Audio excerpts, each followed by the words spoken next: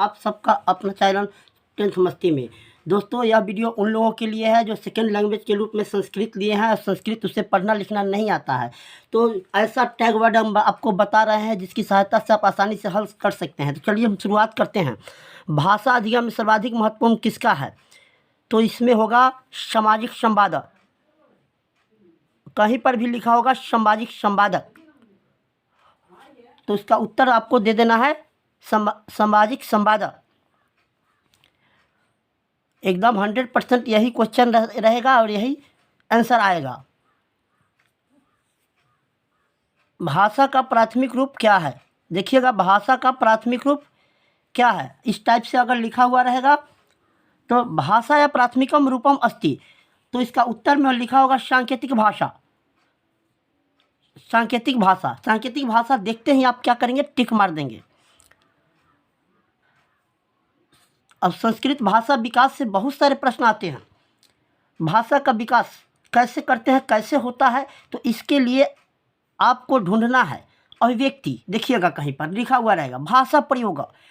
अब अभिव्यक्ति शब्द मिल जाए, भाषा प्रयोग शब्द मिल जाए, अवसर मिल जाए, तो अभिव्यक्ति रहेगा या भाषा प्रयोग रहेगा या अवसर रहेगा।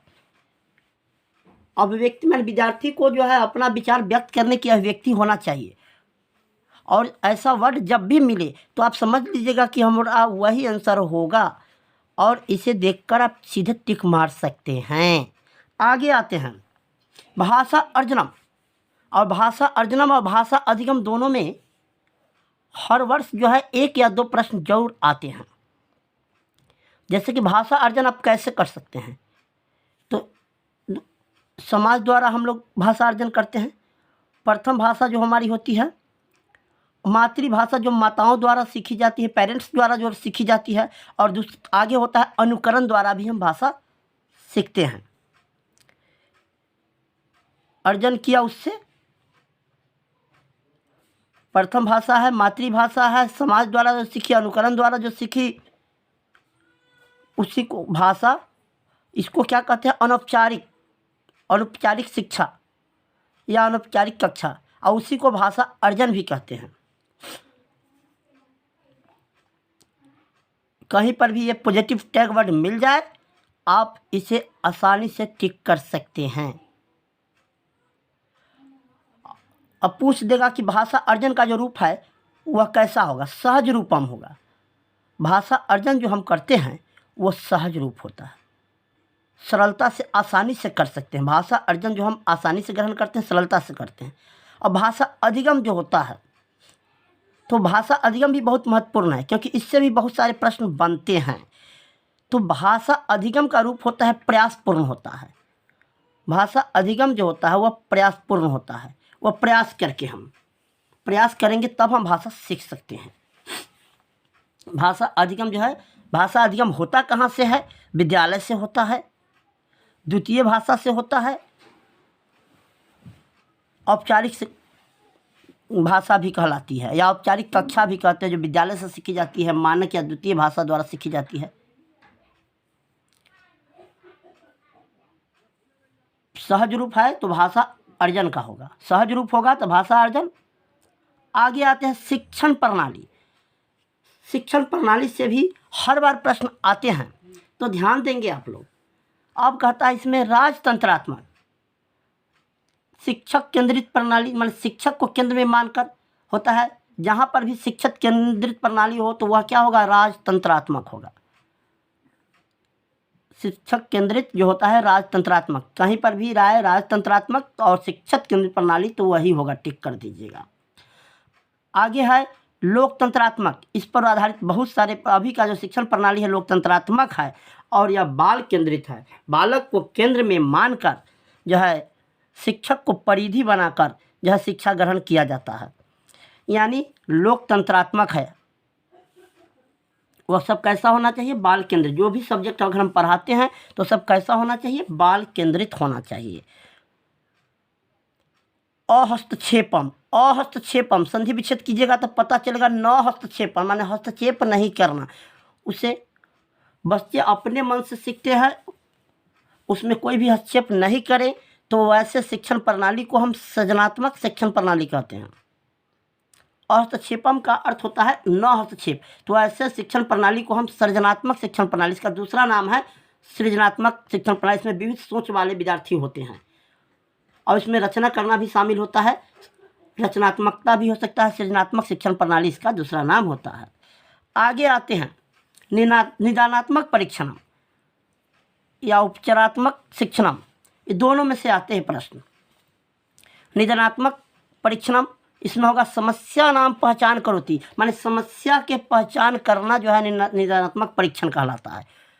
समस्या की पहचान करना निदानात्मक परीक्षण कहलाता है।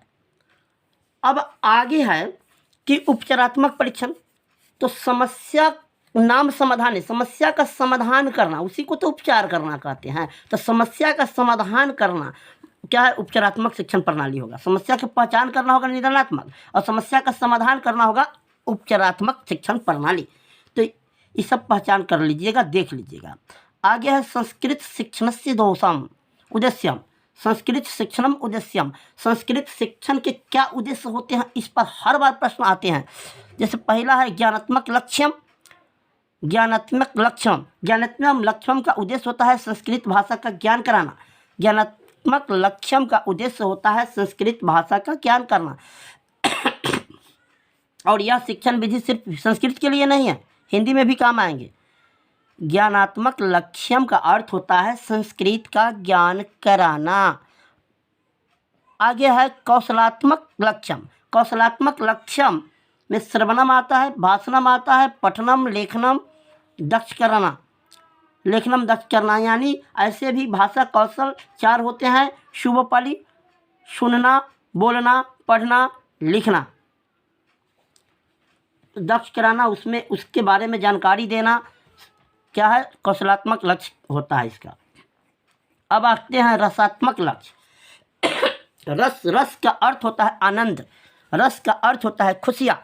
तो आनंदात्मक लक्ष्य, जैसे कविता पाठन में ताल लय के साथ आनंद की अनुभूति कराना ही रसात्मक लक्ष्य होता है।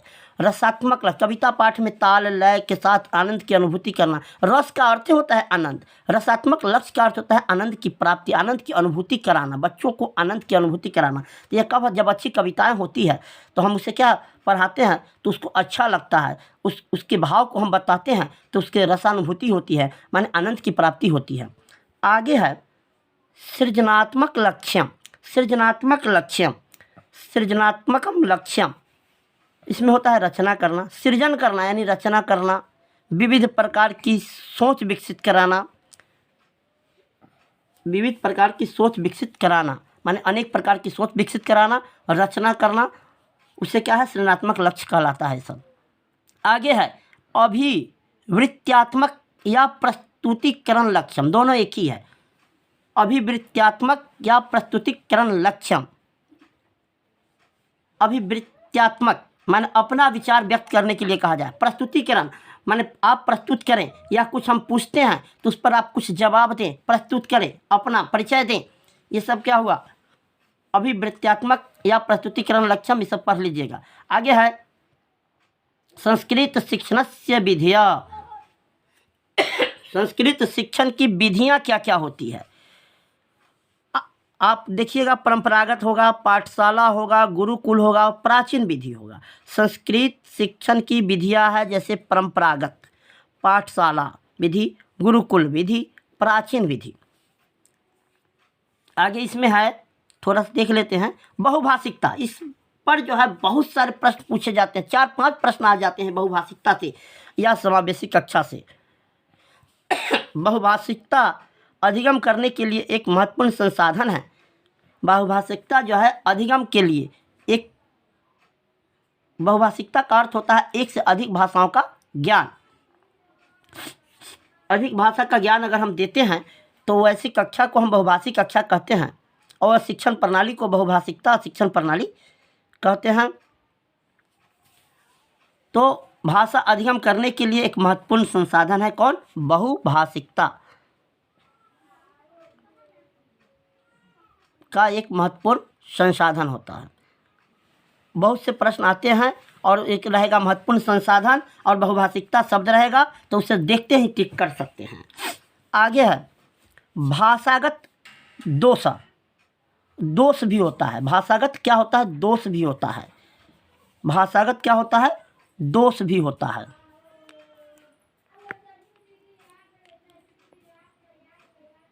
जैसे वर्णमाला दोष होता है, जैसे क को कै बोलना, ख को ख बोलना आदि होता है। यह क्या है? वर्णमाला दोष के अंतर्गत आता है। आगे है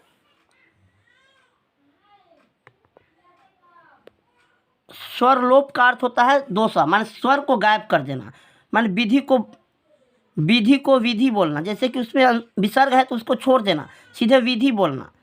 ये सब क्या होता है? स्वरलोप दोष होता है। अब आगे है स्वरागम दोष, माने स्कूल को, जैसे आपको प्रश्न पूछ देते हैं कि 5वीं कक्षा की एक लड़की जो है वह क्या है? स्कूल को स्कूल बोलता है, तो इसमें कौन सा दोष होगा? तो यही होगा, इसमें क्या होगा? स्वरागम दोष। अब बताओ, स्कूल को क्या है? स्कूल बोलता है, तो उससे स्वरागम दोष हो जाएगा। अब आगे है स्वर भक्ति दोष।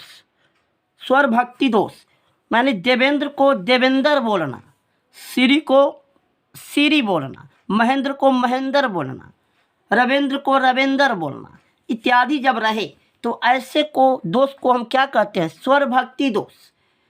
इसमें किसी विद्यार्थी का उदाहरण देकर बोलेगा कि देवेंद्र को वह देवेंद्र बोलता है,